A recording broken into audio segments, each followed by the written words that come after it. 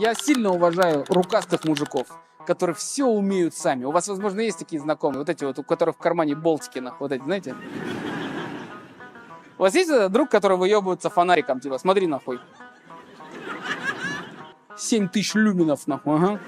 Я однажды отсюда с Чертанова в Чите чуваку спать не давал, нахуй, вот так.